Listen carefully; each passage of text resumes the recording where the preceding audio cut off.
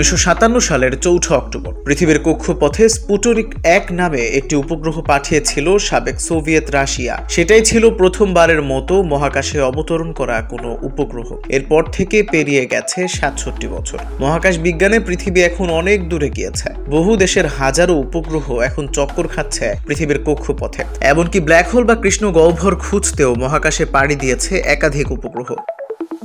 চলুন জেনে নেওয়া যাক পৃথিবীর এমন 7টি দেশের নাম যারা মহাকাশে সবচেয়ে বেশি উপগ্রহ পাঠিয়েছে। তালিকার প্রথমেই রয়েছে যুক্তরাষ্ট্রের নাম। বর্তমানে মহাকাশে ঘুরে বেড়াচ্ছে দেশটি থেকে পাঠানো প্রায় 3000 উপগ্রহ। যুক্তরাষ্ট্রের পর মহাকাশে সবচেয়ে বেশি উপগ্রহ পাঠানো দেশ হিসেবে উঠে আসে চীনের নাম। সংবাদ মাধ্যম ইন্ডিয়া টুডের এক প্রতিবেদন অনুযায়ী এখনো পর্যন্ত মহাকাশে প্রায় 500 কৃত্রিম উপগ্রহ পাঠিয়েছে এই দেশটি।